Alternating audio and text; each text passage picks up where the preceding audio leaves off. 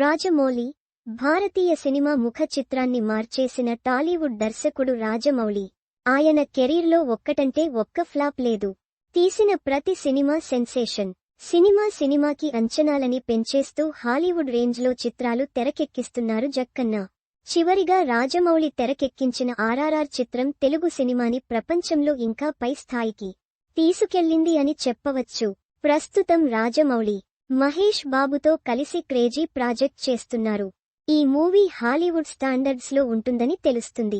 ఇప్పటికే తొలి షెడ్యూల్ పూర్తి కాగా మరి కొద్ది రోజులలో రెండో షెడ్యూల్ స్టార్ట్ చేయనున్నాడు.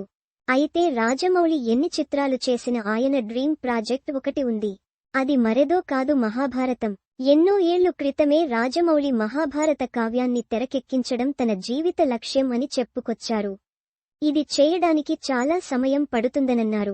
జక్కన్నకి మన పురాణాలు, ఇతిహాసాలు పట్ల ఉన్న గ్రిప్ ఉండడంతో మహాభారతాన్ని చాలా అద్భుతంగా తెరకెక్కిస్తాడని అందరూ అనుకుంటున్నారు. 6 సంవత్సరాలు పాటు 4 భాగాలుగా ఈ ప్రాజెక్ట్ చేయనున్నారని, ఇందులో సూపర్ స్టార్స్ భాగం కానున్నారని టాక్స్ వినిపిస్తున్నాయి. రాజమౌళి మహాభారతం చేస్తే ఇందులో రామ్ చరణ్, ఎన్టీఆర్ ఫిక్స్ అని ఆ మధ్య వార్తలు వచ్చాయి. ఇక తాజాగా మరో నటుడి పేరు కూడా ఫిక్స్ అయింది. Hit 3 the third case promotions లో భాగంగా జరిగిన ప్రీ రిలీజ్ ఈవెంట్ కి ముఖ్య అతిథిగా దర్శక ధీర రాజమౌళితో పాటు హిట్ 1, 2 హీరోలు విశ్వక్ సేన్, అడివి శేష్ గెస్టులుగా హాజరయ్యారు. కలర్ఫుల్ గా జరిగిన వేడుకలో యాంకర్ సుమ సరదాగా నిర్వహించిన స్టేజ్ ఇంటర్వ్యూలో ఒక ఆసక్తికరమైన అప్డేట్ రాబట్టింది. రాజమౌళి డ్రీమ్ ప్రాజెక్టు అయిన మహాభారతంలో నాని క్యారెక్టర్ ఫిక్స్ అయిందని రూమర్స్ వస్తున్నాయి. ఇది నిజమేనా అని సుమ ప్రశ్నించింది.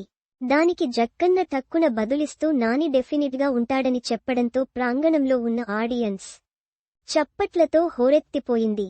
పాత్ర ఏంటనేది రివీల్ చేయకపోయినా జక్కన్న డ్రీమ్ ప్రాజెక్టులో నాని ఉంటాడని తెలియడంతో ఫ్యాన్స్ ఖుషీ అవుతున్నారు.